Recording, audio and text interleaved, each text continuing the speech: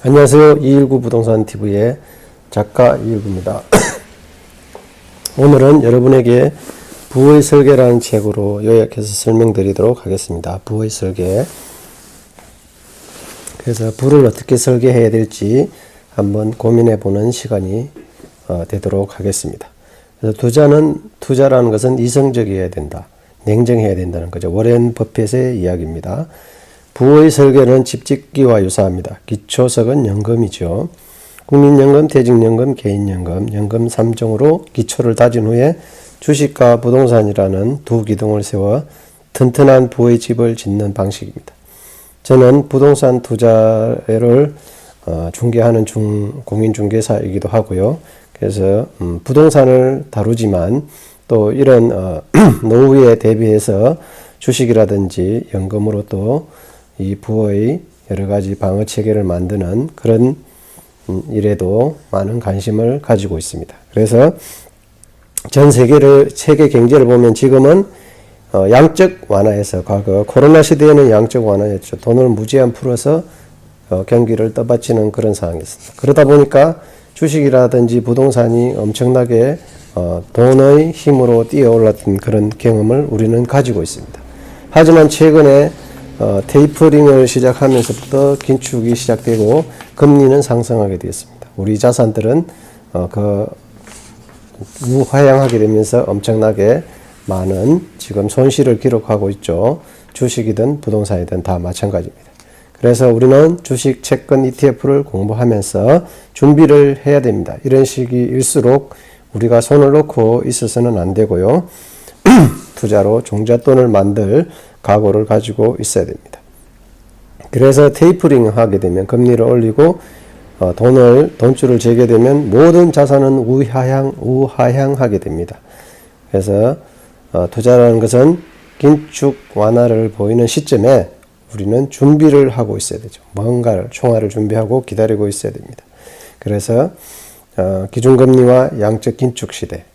그래서 벌써 미국의 기준금리가 거의 0%대에서 4.25%대로 많이 올랐습니다. 우리 금리도 3.5%까지 지금 올라가 있습니다. 그래서 주식 투자를 하기 위해서는 또 이런 거를 알아야 됩니다. 반도체 분야죠. 반도체. 가장 우리나라를 먹여 살리는 분야라고 할 수 있는 반도체 분야. 삼성전자와 SK하이닉스와 소재부품 장비 기업들이 포진해 있는 이런 분야가 바로 반도체 분야고, 파운드리라는 것은 펠리스로 보이는 설계 전문 업체가 상품을 주문하면서 넘겨준 설계 도면대로 웨이퍼를 가공해 반도체 칩을 전문으로 생산하는 기업인데 대표적으로 대만의 TSMC죠. 그래서 지금은 TSMC가 시장이 많이 좋았다가 물론 이 파운드리도 좀 주춤하고 있습니다. 그래서 미국은 반도체와 전기차, 2차 전지 등 미래 핵심 분야에서 중국을 배제한 글로벌 공급망을 구축하려는 전략을 취하고 있습니다. 그래서 우리나라 기업들도 반도체라든지 2차 전지 기업들이 지금 미국의 공장을 계속해서 세우고 있는 실정입니다. 왜냐하면 미국의 시장이 엄청 크기 때문이겠죠. 자, 그래서 대만의 TSMC, 삼성전자가 양문하고 있는 파운드리에 인텔이 또 뛰어들었습니다. 경쟁이 엄청나게 가속화되겠죠. 그래서 그런 상황이고요. 중국 같은 경우는 지금 부동산 업체들이 막 도산을 하고 있는 실정이고 경기가 굉장히 안 좋습니다. 코로나19가 지금 확산되고 있는 그런 상황이라서 전체 내수 경제도 상당히 안 좋을 것으로 보입니다. 자, 일본은 어떻게 잃어버린 30년을 맞았나? 일본이 옛날에는 엄청나게 잘 나가서 미국의 영화사라든지 건물들을 싹쓸이 했습니다. 그럴 때가 있었죠. 1980년대만 해도. 근데 플라자 합의로 인해 가지고 미국 엔화 가치를 올리는 바람에 수출은 주춤해졌고 또 금리를 상승하다 보니까 대출을 많이 해준 개인들이 거품이 막 꺼지기 시작을 했습니다. 그래서 상당히 지금 잃어버린 30년을 겪을 정도로 어려움에 많이 처하게 됐습니다. 그러나 일본 엔화는 기축통화로서 또는 부채 비율이 258%로 굉장히 높은데도 불구하고 도산하지 않는 이유는 일본의 국채는 일본 국민들이 사줬기 때문입니다. 90%가. 그리고 일본은 또 재산을 많이 가지고 있습니다. 3,641조 원의 대외 순자산을 가지고 있고요. 미국 국채도 가장 많이 가지고 있는 게 일본입니다. 현재는. 그래서 기준금리 인상은 양틀 깎기 시작일까? 그렇죠. 기준금리가 자꾸 인상되면 돈이 낮은 곳에서 높은 곳으로 미국으로 빨려 들어가는 것입니다. 그렇다 보니까 다른 나라 신흥국들의 자산 가치는 떨어지고 주식도 하락하고 그쪽 통화도 하락을 겪게 되는 거죠. 그만큼 자산 가치 거품이 꺼지게 되니까 양틀 깎기의 시작이라고 볼 수가 있겠습니다. 그래서 돈의 흐름을 여러분들은 잘 읽어야 됩니다. 돈은 낮은 곳에서 높은 곳으로 흐르죠. 금리가 낮은 곳에 금리가 높은 곳으로 흐르게 되는 것입니다. 그래서 그리고 또 그 기준금리, 시장금리, 명목금리, 실질금리의 차이를 잘 알고 있어야 됩니다. 기준금리는 발표를 하죠. 한국은행이라든지 미 연준에서 시장금리 또 있고 명목금리, 실질금리인데 명목금리는 우리가 10%를 주겠다 은행에 맡기면 근데 실질적으로 인플레이가 10%다. 그러면 실질금리는 0%라는 이야기가 되겠습니다. 그래서 물가 상승률을 따져보는 게 바로 실질금리에 해당이 되겠습니다. 그래서 우리가 금리가 높다, 낮다 하지만 또 인플레이를 감안하면 실질금리라는 게 어떻게 될지를 잘 판단해 볼 수도 있어야 되겠죠. 마이너스 금리도 존재하는 것이고요. 그러면 그다음 미국이 두려워하는 거는 경기는 성장을 하지 않는데 스태그플레이션, 인플레는 계속되고 있는 상황이 가장 어려운 시기라고 할 수가 있죠. 인플레이션은 경기도 올라가고 물가도 올라가는 상황이죠. 지금은 인플레이션 시대인데 금리를 올라서 인플레이션을 막으려고 자꾸 하다 보니까 금리가 계속 상승을 하고 있는 거죠. 중국도 9% 이상의 역대급 상승률을 겪고 있는데 원자재 가격 상승이 그 원인이라고 볼 수가 있습니다. 그리고 우크라이나와 러시아의 전쟁도 그 역할을 하고 있는 거죠. 그래서 기존에는 중국이 낮은 비용으로 물건을 생산해서 임금도 낮기 때문에 세계의 공장이라고 불렸는데 이제는 그런 역할을 못하게 되니까 물건값도 계속 이제 오르게 되겠죠. 그런 것을 잘 파악을 하고 있어야 되시겠고요. 또 비트코인은 한마디로 말하면 뭐 종이 조각에 불과한데도 불구하고 숫자 노름이죠. 숫자에 불과한데도 그 가치를 매겨서 거래가 되고 근데 상승과 등락이 너무 심하기 때문에 개인들이 투자하기에는 굉장히 어려운 그런 수단이라고 볼 수가 있겠습니다. 할 때는 굉장히 조심해서 하시기를 바랍니다. 자, 그래서 우리는 3층 연금으로 월 500만 원 수입을 만들어 보자. 이런 게 제 목표이기도 하고요. 그래서 국민연금으로서 그 다음에 퇴직연금으로서 또는 개인연금으로서 그리고 저는 또 임대소득이나 사업소득으로 한 500만 원까지 만들어 보려는 생각을 가지고 있습니다. 그래서 국민연금은 잘 아셔야 될 게 45만 원만 넘어가면 기초노령연금이 깎이게 되는 상황이 생기는 것입니다. 그래서 이미 가입자들은 특히 많이 받는다고 꼭 유리한 것이 아니니까 잘 따져보고 얼마를 넣을지를 결정을 해야 되지 않을까 생각을 합니다. 물론 근로소득자들은 소득이 명확하게 밝혀지기 때문에 그 율이 결정되어서 금액이 정해지는 것입니다. 그래서 소득 대체율이 대략 우리나라는 한 40%대에 있다. 이렇게 하시면 될 것이고요. 자, 부의 설계에서 개인이 폼나게 살아갈 수 있을까? 어떻게 살아갈 수 있을까? 이런 질문에 대한 답인데요. 매월 500만 원 이상의 연금을 받으면서 뭐 세계 여행도 하고 크루즈로 세계를 돌아다니기도 하고요. 자녀에게 또 작은 건물이라도 물려줘야 되지 않을까요? 나이 들어서 모든 힘이라는 것은 돈에서 나오는 거겠죠. 그래서 건강에서도 나오고요.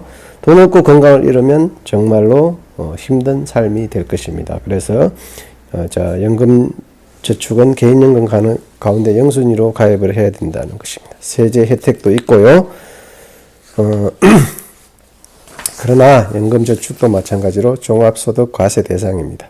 세금도 잘 따져보고 받는 것도 결정을 해야 되는 것입니다. 연간 수령액이 1,200만 원이 넘으면 또 종합과세에 해당되기 때문에 잘 살펴봐야 되고요. 사업소득이 1원만 있으면 또 우리는 건강보험료 대상이라고 합니다. 제가 그래서 건강보험료를 또 내게 기존에는 지역가입자에서 사업소득이 있기 때문에 또 사업소득에 따른 건강보험료를 내게 되는 것입니다.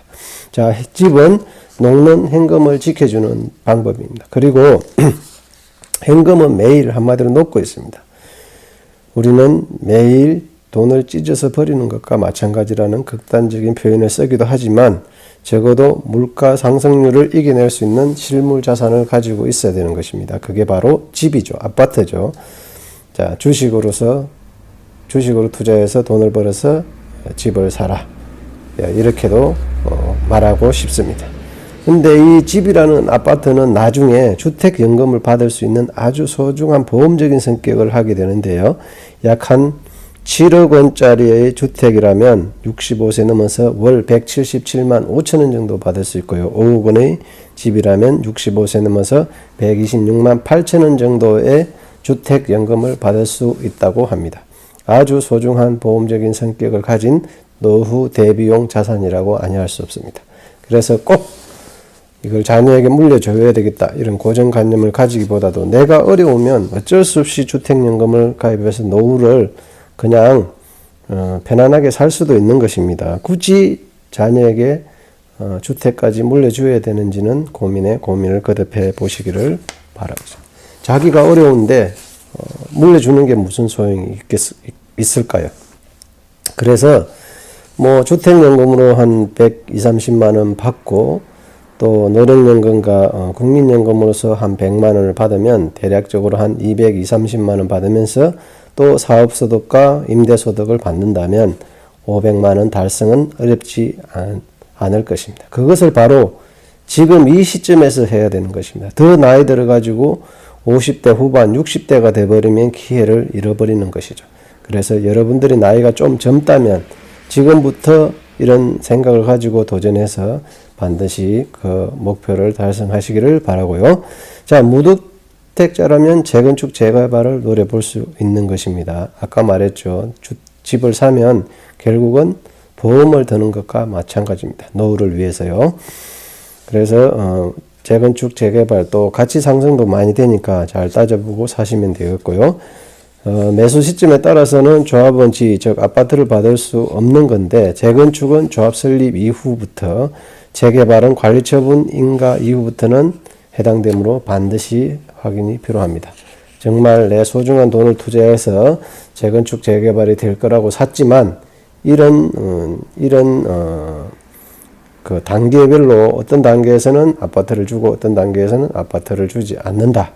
이런 것도 한번 살펴봐야 될 것입니다. 제2부로서 부의 설계 단계는 주식인데요. 여기서는 우리가 이제 수소차 분야, 전기차 분야, 그 다음에 바이오 의약품 분야 이렇게 나눠볼 수 있는데요. 어느 회사가 유리한지, 어느 회사가 좋은지, 2차 전지 소재 부품 장비 기업 중에 유리한 회사는 어딘지 잘 살펴보아야 될 것 같습니다.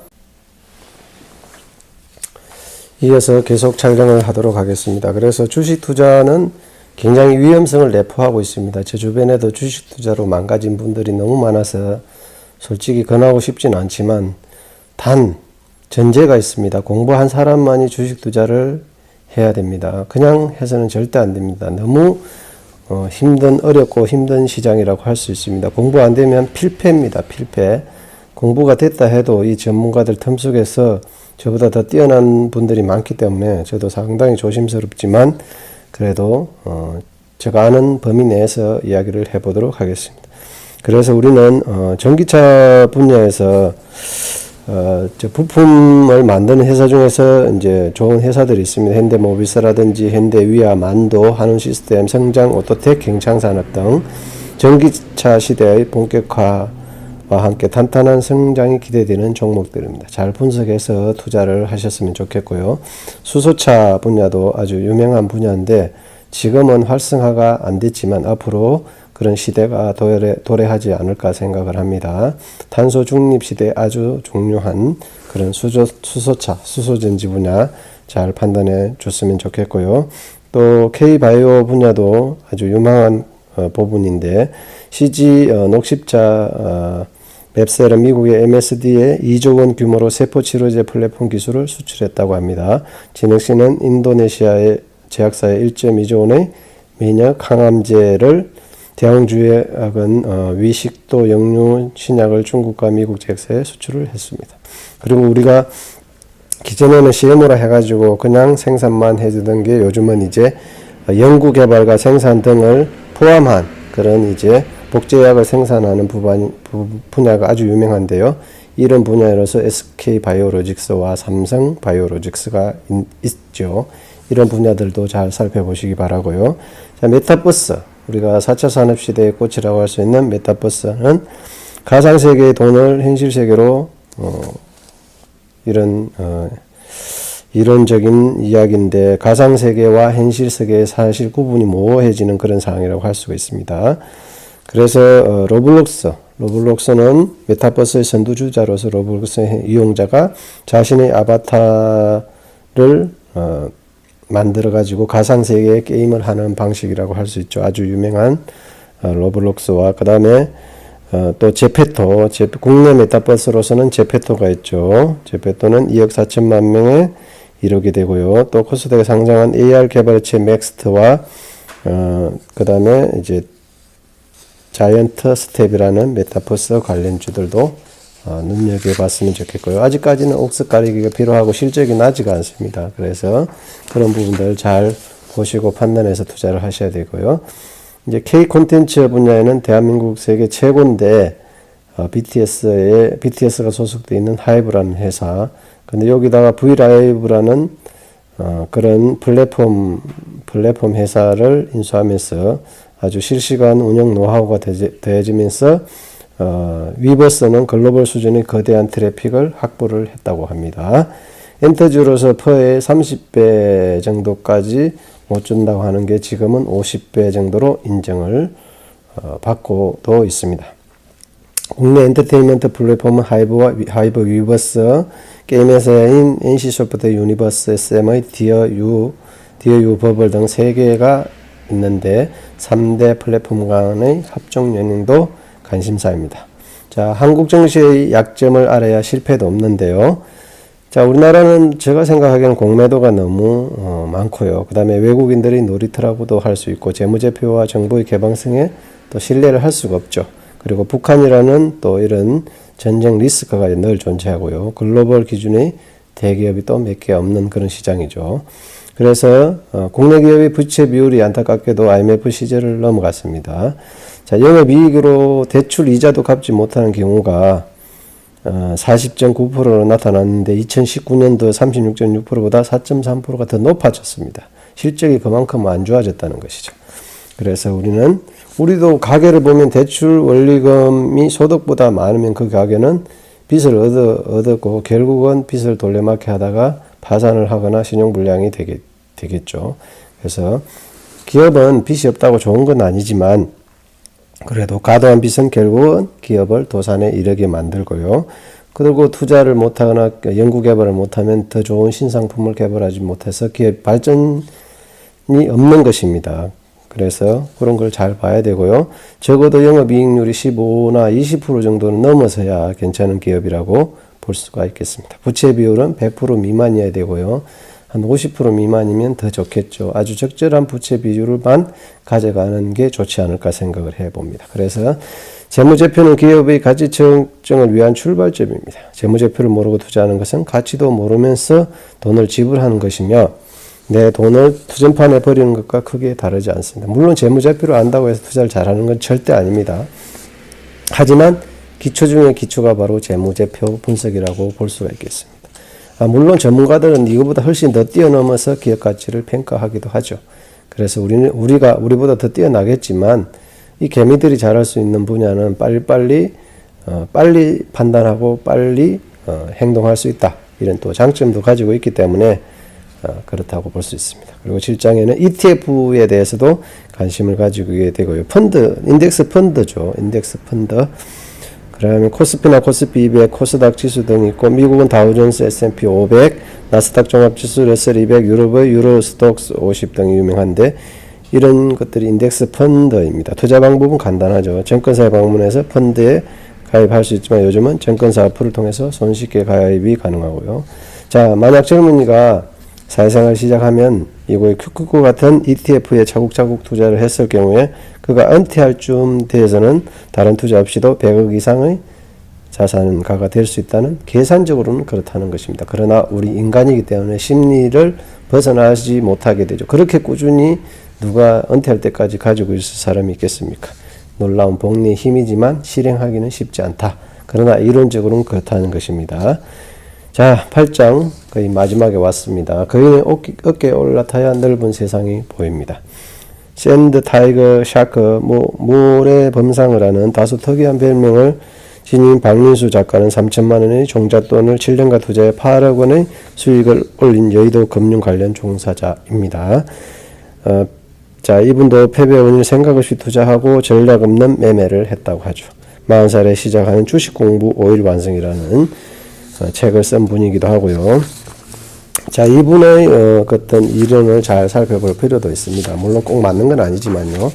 자, 이런 측은 손절매란 없습니다. 이분은 끝까지 물고 늘어져서 수익을 내기 때문에 손절매 없다. 이렇게 했고 대신 분할로 매수하고 매도한다. 이 원칙, 실정 배당 기반 저평가 회사에 집중을 해야 한다고 합니다. 3원칙은 기술적 분석은 몰라도 괜찮다. 알면 더 좋죠. 몰라도 되지만 4원칙 충동 구매는 사절한다. 손 따라다니면 안 됩니다. 머리로 또 너무 믿고 하다가도 안 되고 냉정하게 판단해야 된다. 5원칙은 가열된 머리를 쉬어가면서 투자를 해야 된다. 6원칙은 세 종목 이내로만 투자를 해야 된다는 것이고요. 7원칙은 최대 규모는 연봉을 넘지 않는다는 것입니다. 이분 한 6천만 원 정도 투자를 한다고 하죠. 8원칙은 항상 분할 매수 분할 매도한다. 자, 9원칙은 외국인 기관 투자자의 투자의 동행자로 여기며 10원칙은 수익 난 날은 시세판을 꺼버린다고 합니다. 수익을 올리면 승리감에 평정심을 잃고 충동 투자하기 쉬운 만큼 스스로를 통제하는 방법이 이런 방법이라고 하죠. 그래서 저는 부동산을 하기 때문에 이런 종잣돈을 모은다면 부동산에 투자를 해서 만약에 3억, 5억이 생기면 부동산에 투자해서 매월 500만 원 이상 수익을 낼 수 있는 그런 건물에 투자를 할 것입니다. 그래서 그런 방법들은 제가 꾸준히 말씀드릴 테니까요. 꼭 참고해서 나중에 이런 방법으로 할 수도 있다. 제가 꼭 주식 투자, 채권 투자, ETF 권하는 건 아니지만 공부하다 보면 자신에게 맞는 방법이 나올 테니까 더 집중해서 부동산이 좋으면 부동산에 좀 더 8대2로 하든 7대3으로 더 집중하면 되는 거고요. 주식이 맞는다면 주식의 80%, 나머지 부동산에 20% 투자할 수도 있겠죠. 각자의 선택의 몫이니까 이런 부분을 잘 참고해서 지사 선택했으면 좋겠고요. 어느 것이든 정답이 있는 것은 아닙니다. 자신에게 맞는 방법, 자신이 열심히 공부한 방법으로 투자해서 수익을 내서 노후에 편안하고 안락한 삶을 즐기시기를 바라겠습니다. 119 부동산 TV의 작가 유배였습니다. 감사합니다.